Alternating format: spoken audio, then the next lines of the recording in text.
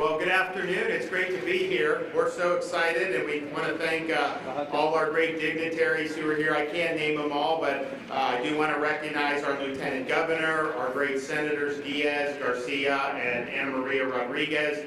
We have a number of representatives here: Rizzo, Fabricio, Bush, and Barrero. Did I miss anyone on the representatives? We've got that. And oh, Andy Fine. Chopped liver right over there. So we're also going to hear from Lena Zelser, who's a parent, and Barbara Rodriguez, who's also a parent, who's been able to utilize the program to help their kids. And I think their stories are going to be very compelling. We really believe that empowering parents to be able to have the widest variety of educational choices for their kids is a recipe for success. Obviously, wealthy parents have the world as their oyster. They can make whatever decisions they want and they can do it. But when you talk about low-income families, working-class families, they may not have the luxury of being able to get their kid in the school of their choice without our assistance through our scholarship programs. And in 2019, as many of you know, we had 100,000 kids on our tax credit scholarship, but that program had basically reached its limit, and we had a waiting list.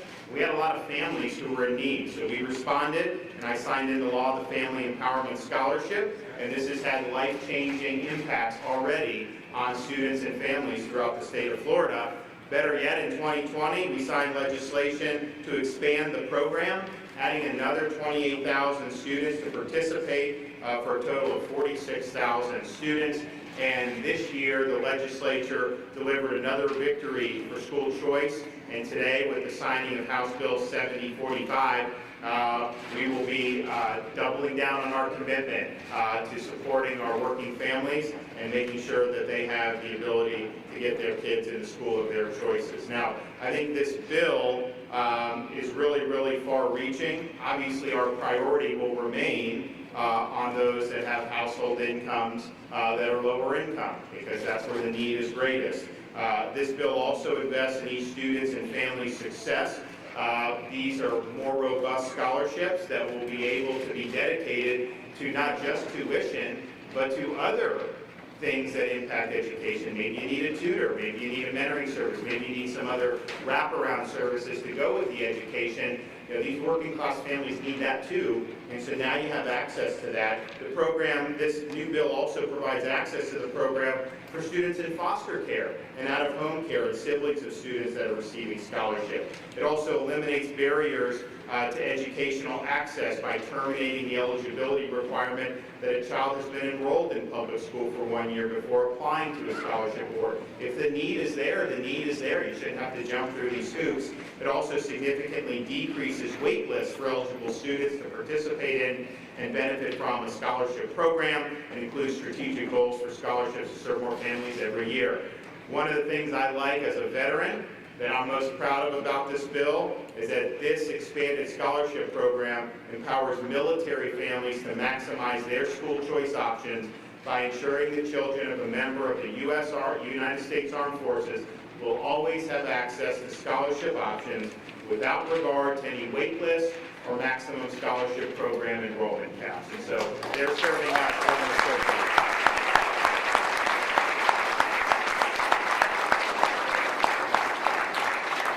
As I mentioned, the bill says that these scholarship funds can go, of course, for the tuition, which is the main thing that it's been used for, but it also can go to transportation to another public school. Students with special abilities, scholarship funds cover instructional materials, digital devices, assistive technologies, assessments, special tutors. So this is now something that is a more attainable reality for a lot of our families.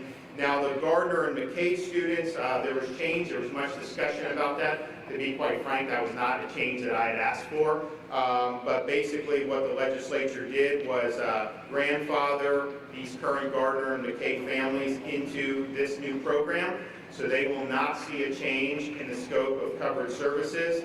And as they are phased into this, the bill ensures that families will maintain full continuity of service and in most cases receive additional funding to enhance therapeutic and educational supports for their student until high school graduation or by the age of 22, whichever occurs first. But we will be monitoring how it affects our families and our students that have unique abilities. It's something that we fought very hard for to clear the waiting list my first year in office, and obviously we've dedicated more funding. If it turns out that there's any hiccups in this, we will not hesitate to propose reforms in the January legislative session. So all in all, there's going to be more opportunities for more students and more families throughout the state of Florida as a result of this legislation. That's a good thing. That shows you that Florida, we're not standing pat, we're on offense. When it comes to providing opportunity, we're on offense. When it comes to making sure our schools are open, we're on offense. When it comes to making sure our businesses are open, people have the ability to work, we've been and we will remain on offense. God bless everybody. Thank you.